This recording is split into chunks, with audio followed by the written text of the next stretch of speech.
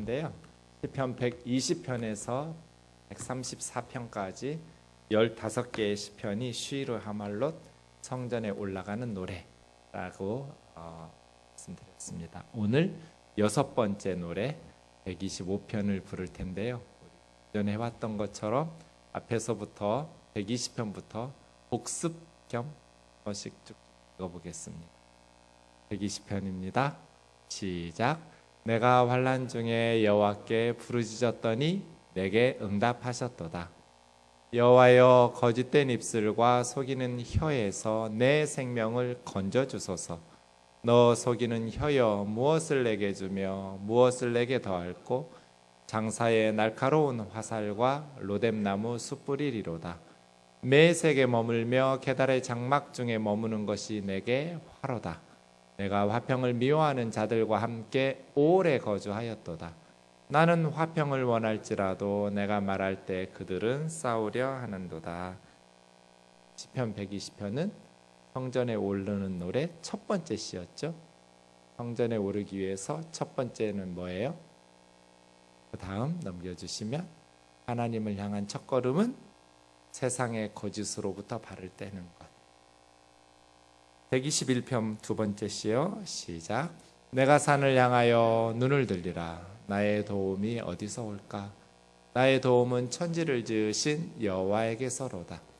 여호와께서 너를 실족하지 아니하게 하시며 너를 지키시는 이가 졸지 아니하시리로다. 이스라엘을 지키시는 이는 졸지도 아니하시고 주무시지도 아니하시리로다. 여호와는 너를 지키시는 이시라. 여호와께서 내 오른쪽에서 내 그늘이 되시나니 낮에 해가 너를 상하게 하지 아니하며 밤에 달도 너를 해치지 아니하리로다. 여호와께서 너를 지켜 모든 환난을 면하게 하시며 또 내 영혼을 지키시리로다. 여호와께서 너의 출입을 지금부터 영원까지 지키시리로다. 121편은 넘겨주세요. 하나님의 지켜주심을 의지할 때 세상의 모든 헛된 신념으로부터 이별을 구할 수 있다. 122편입니다. 시작. 사람이 내게 말하기를 여호와의 집에 올라가자 할 때 내가 기뻐하였도다. 예루살렘아, 우리 발이 내 성문 안에 섰도다. 예루살렘아, 너는 잘 짜여진 성읍과 같이 건설되었도다. 지파들 곧 여호와의 지파들이 여호와의 이름에 감사하려고 이스라엘의 전례대로 그리로 올라가는도다. 거기에 심판의 보좌를 두셨으니 곧 다윗집의 보좌로다. 예루살렘을 위하여 평안을 구하라. 예루살렘을 사랑하는 자는 형통하리로다. 내 성 안에는 평안이 있고 내 궁중에는 형통함이 있을지로다.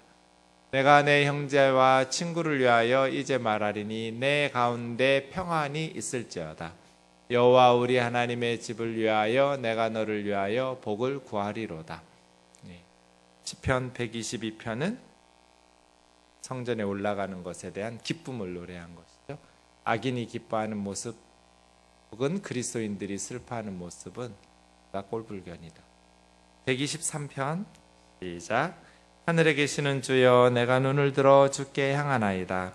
상전의 손을 바라보는 종들의 눈같이 여주인의 손을 바라보는 여종의 눈같이 우리 눈이 여호와 우리 하나님을 바라보며 우리에게 은혜 베풀어 주시기를 기다리나이다.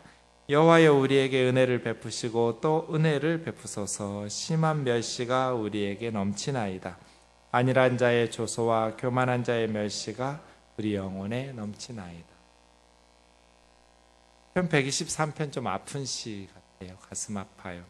심한 멸시와 모욕이 넘침에도 불구하고 하나님 앞에 도와달라는 말도 하지 못하고 원수 갚아달라는 말도 하지 못하고 그저 은혜를 베풀어 달라고 구하면서 하나님의 도우심을 기다리기만 하는 나 같은 존재가 하나님 앞에 감히 도와달라거나 원수를 갚아달라거나 그렇게 말할 처지도 안 되는, 단지 하나님 앞에 은혜를 베풀어 주시고 또 은혜를 베푸달라고 구하고 나서 기다리는 시편 150편 중에 제일 가슴 아픈 시 중에 하나. JBLJ는 저예요. 4편 보겠습니다. 시작. 이스라엘은 이제 말하기를 여호와께서 우리 편에 계시지 아니하셨더라면 우리가 어떻게 하였으랴. 사람들이 우리를 치러 일어날 때 여호와께서 우리 편에 계시지 아니하셨더라면 그때 그들의 노여움이 우리에게 맹렬하여 우리를 산채로 삼켰을 것이며 그때의 물이 우리를 휩쓸며 시내가 우리 영혼을 삼켰을 것이며 그때에 넘치는 물이 우리 영혼을 삼켰을 것이라 할 것이로다. 우리를 내주어 그들에 의해 씹히지 아니하게 하신 여호와를 찬송할지로다. 우리 영혼이 사냥꾼의 올무에서 벗어난 새같이 되었나니 올무가 끊어짐으로 우리가 벗어났도다. 우리의 도움은 천지를 지으신 여호와의 이름이 있도다. 이 124편은 과거의 역사를 회상하면서 죽기 직전까지 갔어요.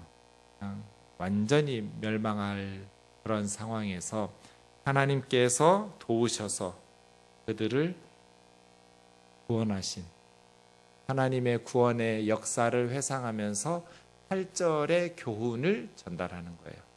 우리의 도움은 천지를 지으신 여호와의 이름에 있도다. 그러니 뭐 하라는 거예요? 천지를 지으신 하나님을 의지하고 하나님께 도움을 구하라는 것이죠. 이게 시편 124편이었어요. 이렇게 시르 하말롯은 쭉 내용적으로 연결돼요. 앞뒤 시편들이. 요즘 시편 연구의 방향은 예전에는 시편 한 편만을 보았어요. 그런데 요즘 성경 연구하는 학자들이 그 한 편만이 아니라 그 좌우에 있는 이렇게 묶음 더 넓게 보기 시작했어요. 그랬더니 시편이 더 풍성한 메시지들을 전달하는 것을 발견하게 됐어요. 이것이 이제 시편의 최근의 연구 경향인데요. 시편 한 편만이 아니라 앞뒤에 있는 시편들과 함께 흐름 속에서 옆에 있는 시편들하고 같이 연구하는 그러한 것들을 좀 주목해 볼 필요가 있습니다. 시편 125편도 124편 저 8절 앞에 바로 나왔던 우리의 도움은 천지를 지으신 여호와의 이름에 있도다. 이것을 더 발전시켜요. 125편에. 우리 시편 125편 한번 읽어보도록 하겠습니다. 편 125편이요. 시작. 여호와를 의지하는 자는 시온산이 흔들리지 아니하고 영원히 있음 같도다. 산들이 예루살렘을 두름과 같이 여호와께서 그 백성을 지금부터 영원까지 두르시리로다. 악인의 규가 의인들의 땅에서는 그 권세를 누리지 못하리니 이는 의인들로 하여금 죄악에 손을 대지 아니하게 함이로다. 여호와여 선한 자들과 마음이 정직한 자들에게 선대하소서. 자기의 굽은 길로 치우치는 자들은 여호와께서 죄를 범하는 자들과 함께 다니게 하시리로다. 이스라엘 평강이 있을지어다. 시편 125편 보면 1절에서 3절까지는 124편 8절 마지막 구절 우리의 도움은 천지를 지으신 여호와의 이름에 있도다.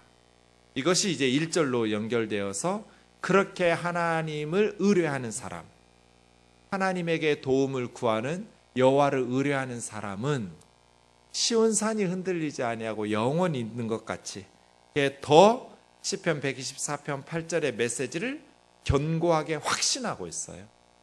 하나님을 의지하는 사람, 시온산이 흔들리지 아니하고 영원히 있는 것.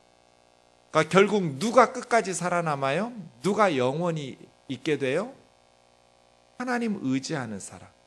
세상의 권력과 물질과 자기 지식을 의지하는 사람들 영원히 견고하고 흔들림 없이 요동치 않는 인생을 살 것 같지만 한순간에 무너져.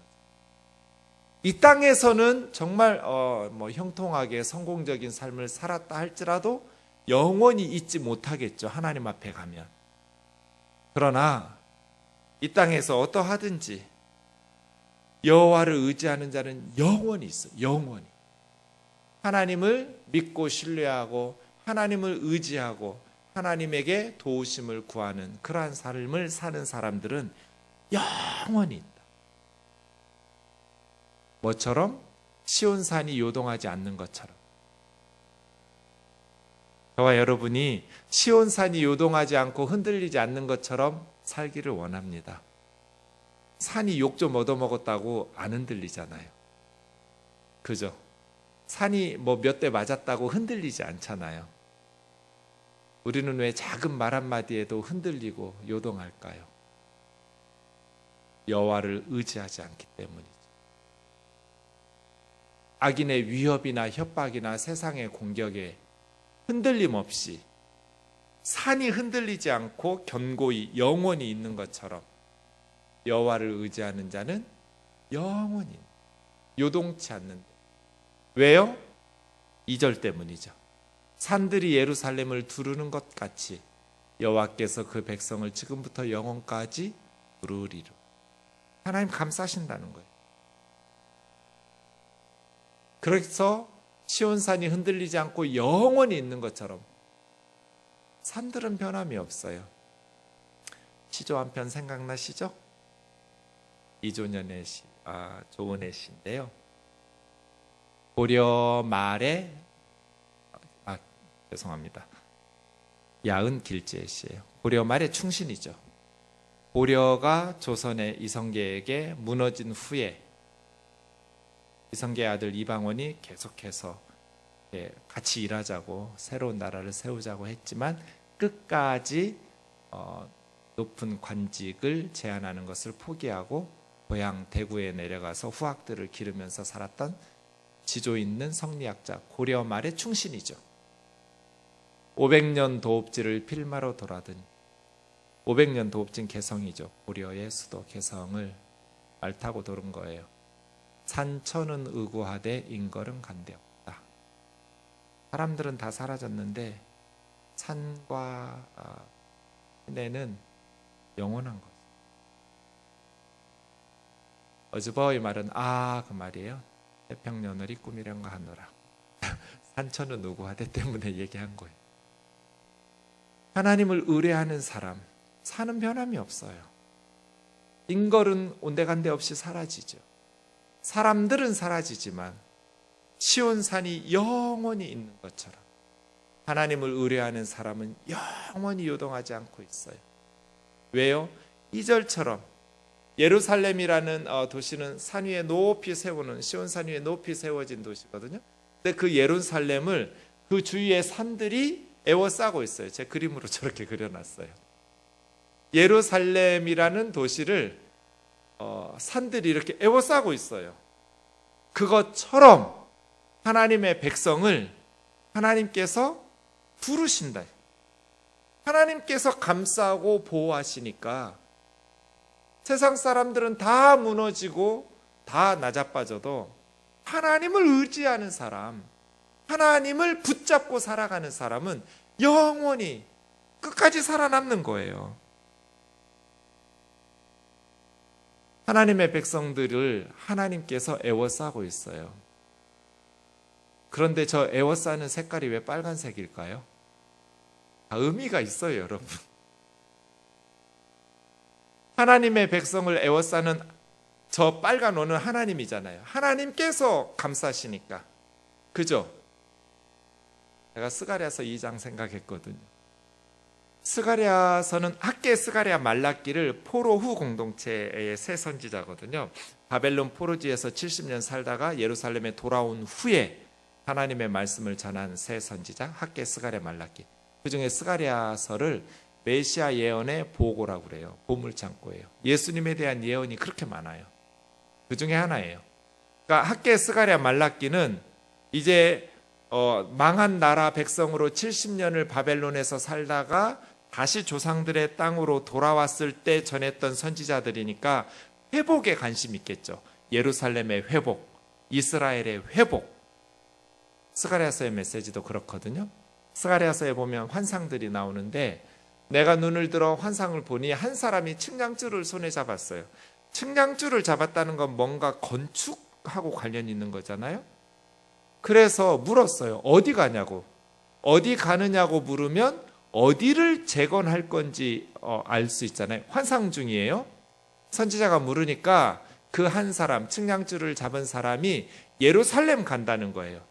그럼 지금 예루살렘을 재건한다는 거잖아요. 측량줄 잡고 건설한다는 거잖아요. 너비와 길이를 재보려고 예루살렘 간다. 3절 보시면 이 스가랴 선지자에게 설명해 주는 천사가 있었어요. 이 선지자에게 환상 중에 그 천사가 그 사람이 측량줄을 잡고 예루살렘의 길이와 넓이를 재서 예루살렘 재건하러 간다는 소리를 듣고 천사가 달려나가서 또 다른 천사에게 메시지를 전달하는 거예요. 너 빨리 달려가서 그 측량줄을 잡은 소년에게 이렇게 말하라. 예루살렘이 재건되는데 무너졌잖아요. 바벨론에게 무너지고 70년 살다 왔단 말이에요. 이제 재건해야 돼요. 성전 짓고 성벽 짓고 예루살렘을 재건하는데 예루살렘이 회복될 때 그 예루살렘 가운데 사람과 가축이 많을 거다. 어느 도시에 사람과 가축이 많다는 건 좋은 소식이에요? 나쁜 소식이에요? 좋은 소식이죠. 그만큼 그 도시가 번성한다는 거니까요. 전쟁으로 다 초죽음이 나가지고 사람들 다 죽고 가정들 무너지고 굶어 죽고 칼에 죽고 그렇게 70년이잖아요. 그런데 재건되는 예루살렘에 사람과 가축이 많아질 거라는 것은 지금 현대인들은 도시에 사람이 많아지면 교통체증 일어나고 안 좋겠네 이렇게 생각하지만 그 시절에는 그렇지 않을 거잖아요. 회복되는 예루살렘에는 굉장히 번영할 거라는 거예요. 사람과 가축이 많으니까. 근데 그 다음 그래서 그 예루살렘이 재건될 때는 성곽 없는 성읍처럼 재건돼야 된다. 이 메시지를 전하라는 거예요. 성곽은 성벽, 남한산성, 북한산성 같은 거예요. 그러니까 그런 성곽이 없는 성읍, 이걸 플라자라고 그래요. 플라자, 넓은 평원 같은 거, 플라자. 히브리 말로 플라자는 뭘로 에워싸인 게 없는 거, 너무 넓으니까. 그런데 여러분 생각해 보세요. 고대 도시에 성벽이 없는 도시가 있어요? 해마다 전쟁이 일어나요.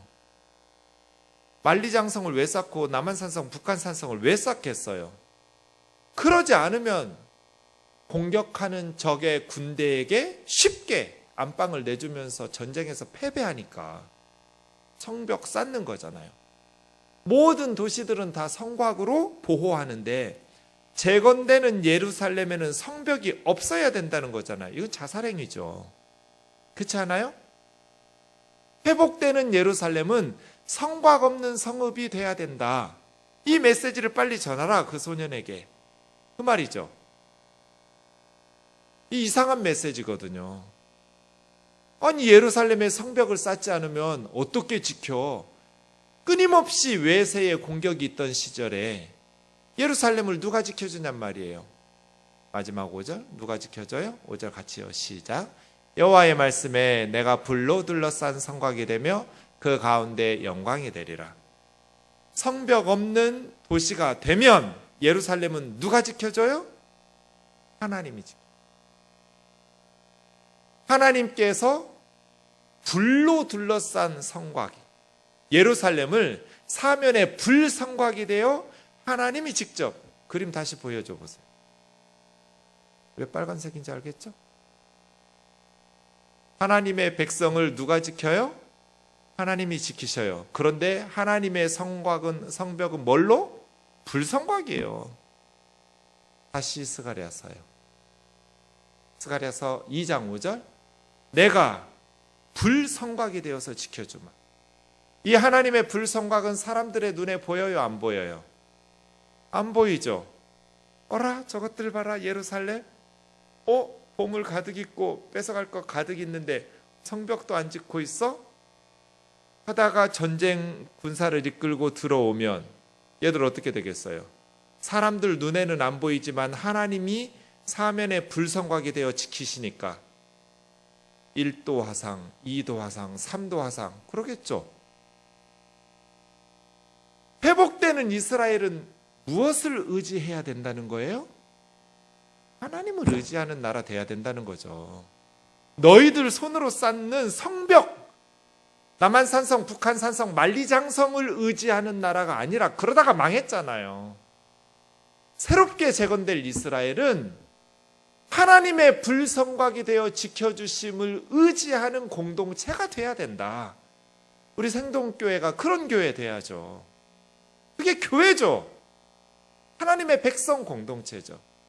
하나님의 백성들은 인간적인 우리 힘으로 쌓아놓은 성벽을 의지하는 공동체가 아니라 불성곽이 되어서 지켜주시는 하나님을 의지하는 공동체죠. 그럼 믿지 않는 세상 사람들이 볼 때 어라 저것들 봐라 낼름하고 집어삼키려고 달려들지만 그 육신의 눈으로는 보이지 않는 하나님의 사면의 불성곽이 하나님의 백성들, 하나님의 공동체를 지키시기 때문에 그들은 결국 무너지고 망하고 불에 타고 하나님의 백성들은 영원히 있는다는 거죠. 그리고 하나님께서 예루살렘 가운데 영광이 되시겠다는 거잖아요. 뭐하면? 성곽 없는 성읍이 됩니다. 우리 생동교회가 성곽 없는 성읍이 되면, 그런 믿음의 공동체가 되면 하나님께서 사면의 불성곽이 되어서 친히 지켜주시면서 이 가운데 하나님의 영광이 나타난다는 거잖아요. 그게 믿음 아니에요? 아브라함에게 본토 친척 아비집 떠나라는 건 뭐예요? 성곽 없는 촌락으로 가라는 거죠. 아브라함 누가 지켜줘요? 하나님. 자기 아내도 지켜주지 못하는 땅에서 살았잖아요. 평생 2번이나 뺏겼어요. 가장 지키고 싶은 아내조차도 지킬 수 없는 위험한 땅에서 100년을 살았어요. 75세에 가나안 땅에 와서 175세에 죽어. 믿음이에요. 아브라함이 죽었어요. 하나님이 불성곽이 되었지. 여호와를 의뢰하는 자, 시온산이 흔들리지 않고 영원히 있습니다. 왜? 산들이 예루살렘을 부르는 것처럼 여호와께서 여호와의 백성을 부르신다. 여러분 그림 보세요. 다시 그리며 오른쪽 그림, 우리 하나님 백성이잖아요. 우리 마음을 정직하게 살펴보세요. 내가 하나님 백성인데 내 삶을 하나님으로, 사면의 불성곽이신 하나님으로 두르려고 살아가고 있는가?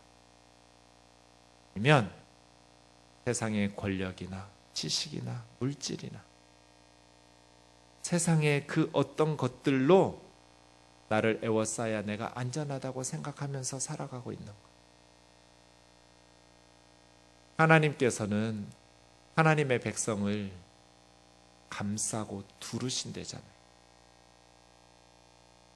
그래서 여호와를 의지하는 자는 원이, 그러한 믿음의 사람들이 되기를 원합니다.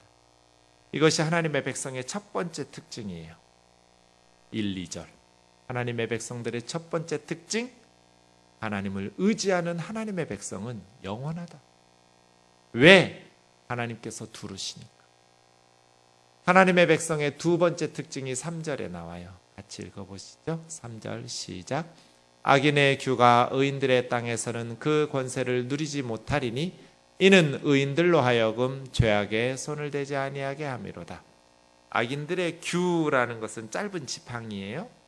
왕들이 들고 다니는 짧은 지팡이를 규라고 해요. 홀이라고 하기도 하고요. 왕권이죠. 그러니까 악인들의 권세, 악인들의 권력과 힘, 악인들의 규, 이거죠. 악인들의 권세가 의인들의 땅이라고 번역된 고랄이라는 말은 원래 제비 뽑는 거.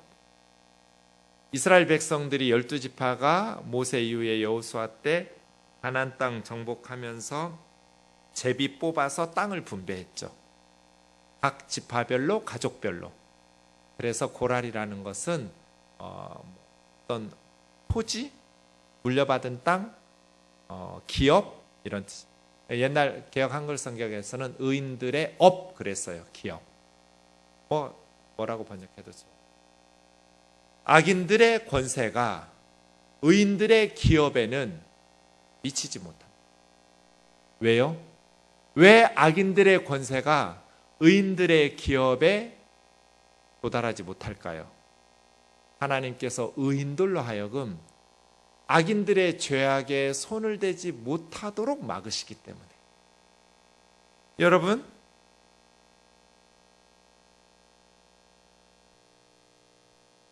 불이 붙어서 타려면 반드시 뭐가 있어야 돼요?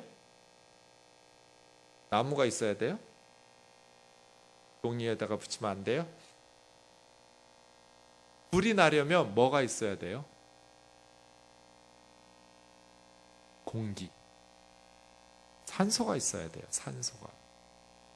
그래서 불이 나면 덮는 거죠. 산소를 차단시키려고. 그죠? 불이 있어도 산소가 있지 않으면 불이 나지 않아요. 물속에서는 불 붙기 어렵죠. 마찬가지예요. 죄가 역사하려면 의인들 속에, 의인들의 땅에 악인들의 권세가 역사하려면 의인들이 산소를 공급해야 돼요. 그 악인들의 죄악에 손을 대면서 동참해야 돼요. 여러분, 하나님께서 두르시는 영원히 있는, 하나님께서 감사하시는 의인의 삶, 하나님의 백성의 삶이라고 해서 죄악의 유혹이 없는 건 아니에요. 3절 보세요. 하나님의 백성도 죄악의 유혹에 노출되죠. 하지만 악인들의 권세가 의인들의 땅에서는 위력을 발휘하지 못하도록, 왜? 하나님께서 의인들이 악인들의 죄악에 손대지 않도록 막으시기 때문에. 아무리 옆에서 불이 나도 막 활활 타오르도 악인들의 땅에 불이 붙어도 의인들의 땅에 산소가 없으면 이 산소는 뭐예요? 그 악인들의 죄악에 손대는 거예요. 동참하는 거죠. 의인들이 악인들의 죄악에 동참하지 않으면 악인들의 권세가 의인들의 땅에서 위력을 발휘할 수가 없어요. 왜 의인들의 땅에 죄악의 권세가 힘을 발휘하냐면 의인이라고 말하는 하나님의 백성들이 악인들의 죄악에 동참하기 때문에. 그래서 3절이 하나님을 의뢰하는 사람들의 두 번째 특징이에요. 왜 의인들이 죄악에 손을 대요? 불안하니까, 두려우니까, 하나님을 신뢰하지 못하니까. 하나님을 통해서 형통한 저와 여러분 되기를 주의 이름으로 축원합니다. 내 삶은 하나님이 주관하시고 하나님께서 나에게 복을 주시고, 어려울 때에는 뭐 해야 돼요? 훈련 받아야죠. 연단 돼요. 연단이 안 되면 온실 속의 화초처럼 이 세상이 얼마나 악하고 험한데 믿음으로 당해낼 수가 없어요. 제가 청년들한테 늘 말해요. 너희들의 인생에는 어디를 가든지 회사를 옮긴다고 해결되지 않는다. 어디를 가든지 놈이 있다. 그 영화 제목처럼 말이에요. 좋은 놈, 나쁜 놈, 이상한 놈. 어디를 가든지 좋은 사람들 있고, 좋은 사람들하고만 살면 얼마나 인생이 좋겠어요. 그런데 좋은 사람들만 있는 사람은 없어요. 좋은 놈이 있고 진짜 나쁜 놈도 있고 이상한 놈도 있어요. 여러분 뱃속에서 나왔는데 이상한 놈들, 이해 안 되는 놈들도 있죠. 어디를 가나 좋은 놈, 나쁜 놈, 이상한 놈이 있어요. 그럼 답은 뭐예요? 내가 지혜로워지고 내가 강해져야죠. 좋은 사람들만 찾아다니면 죽을 때까지 찾아도 못 찾을 거예요. 문제 없는 교회 찾아가려면 죽을 때까지 교회 찾아도 교회 못 찾을 거예요. 지상의 모든 교회는 문제가 있어요. 문제 없는 인간이 어디가 있어요? 문제 있는 인간들이 모였는데 어떻게 교회가 완전해요? 천상의 교회는 완전하지만 지상의 교회는 다 문제가 있죠. 교회 안에 좋은 놈들만 있어요? 나쁜 놈도 있고 이상한 놈들도 있어요. 정답은 뭐예요? 내가 변해야지. 네가가 아니라 내가 문제잖아요. 내가 더 영적으로 깨져야 되고, 내가 더 하나님 앞에서 성숙해야 되고, 내가 더 예수님을 닮아야 되고, 내가 문제입니다. 이 세상은 악인의 권세가 득실거리고 있어요. 그러니 당연히 믿음으로 하나님을 어지간하게 의뢰하지 못하면 죄악에 손을 대게 돼 있어요. 왜 집사님들이, 장로님들이, 권사님들이 죄를 져요? 왜 세상에 타협해요? 불안하니까, 두려우니까. 세상적인 방법으로 타협하지 않으면 도태될 것 같고 망할 것 같고 죽을 것 같으니. 그래서예요. 여호와를 의뢰하는 믿음으로 살되 저와 여러분에게 큰 믿음 주시기를 주의 이름으로 축원합니다. 큰 믿음, 큰 믿음. 악인의 규가 우리 생동의 땅에서는 권세를 누리지 못하도록, 왜? 하나님께서 우리 의인들을 통해서 죄악에 손을 대지 않도록 막아주시는, 그러려면 여호와를 신뢰해야 돼. 하나님을 의뢰해야 돼.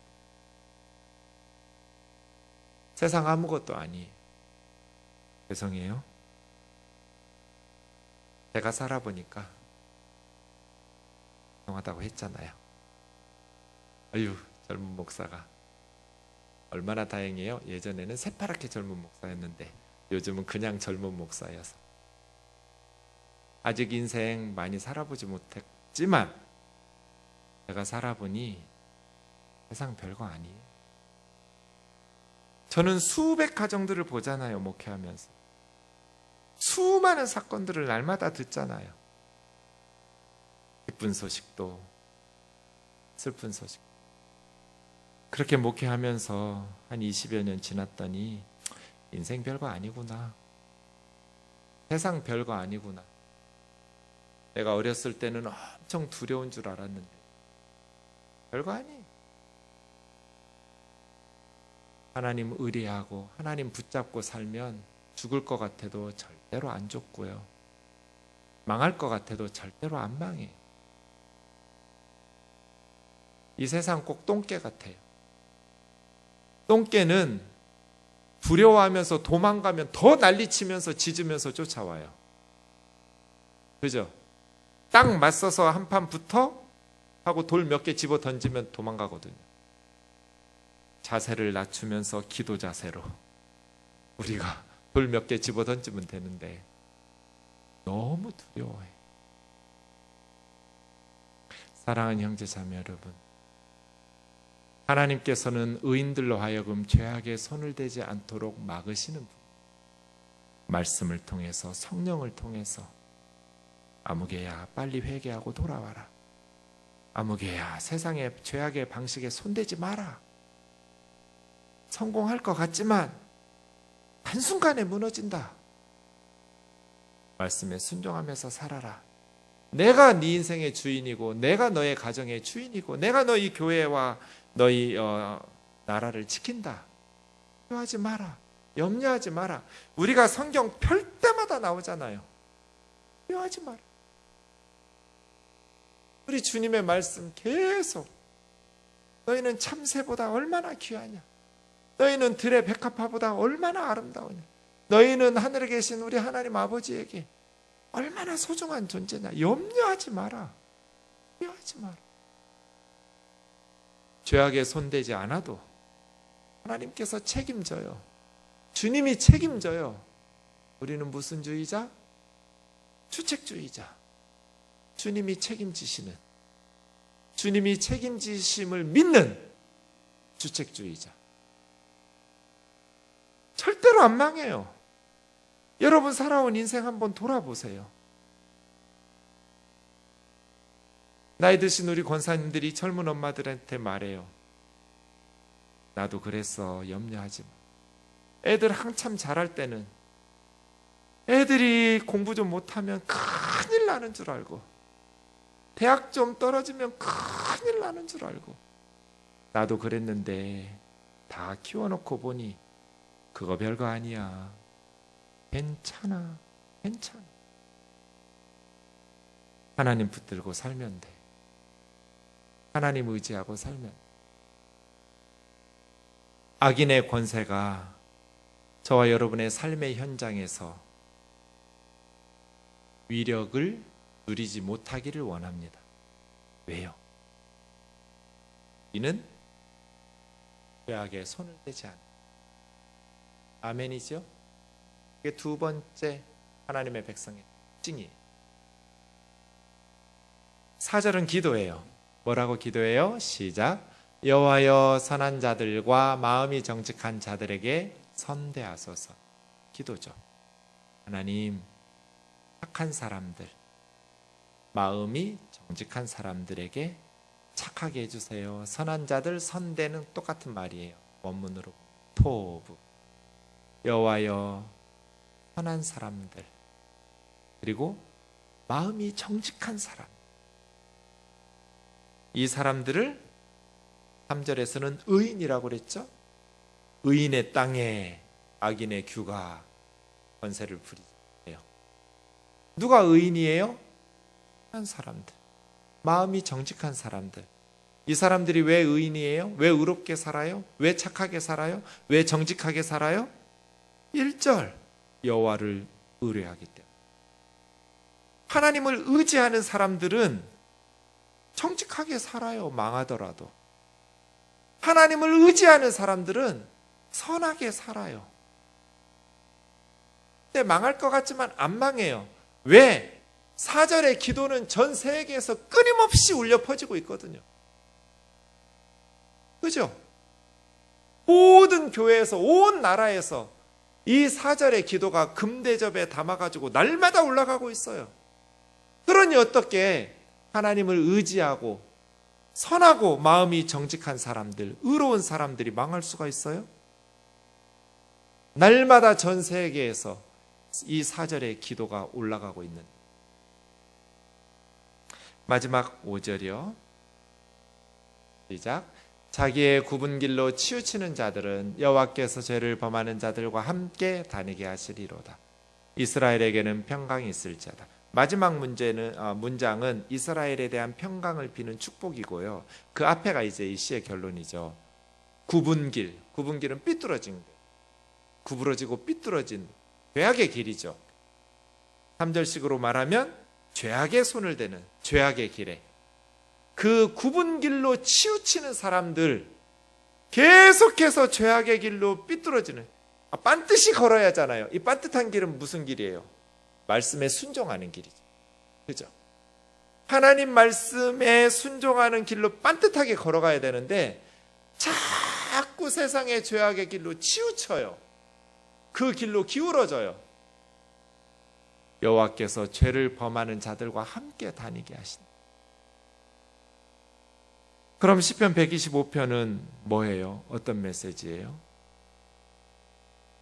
하나님을 의뢰함으로 죄악에 손대지 말고 치우쳐 악을 행하고 죄를 범하는 자들과 함께 다니지 말아라. 우리는 하나님께서 지켜주시기 때문에 산들이 예루살렘을 에워싸는 것처럼 하나님께서 사면의 불성곽이 되어 하나님의 백성들을 지켜주시기 때문에 우리가 자발적으로 타협하지 않으면 믿지 않는 세상 사람들은 죄악된 세상 속에 있고 성령이 그 안에 없고 하나님의 말씀이 그 안에 없기 때문에 죄를 짓는 것이 당연할지 모르지만 하나님의 백성들은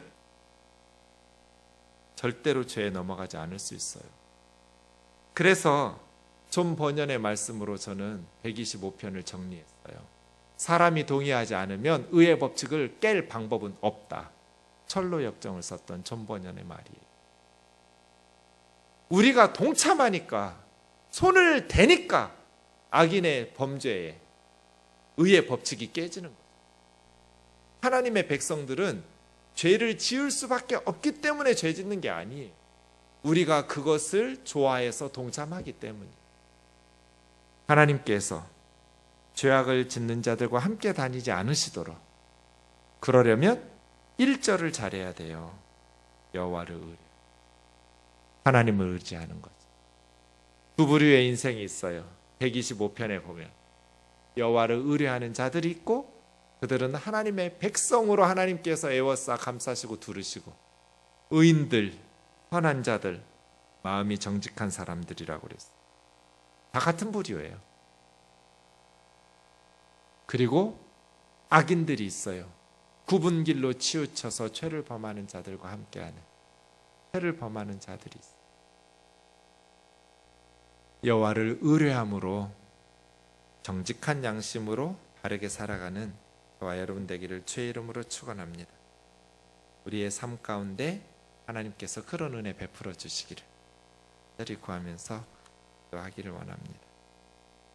오늘 함께 불렀던 찬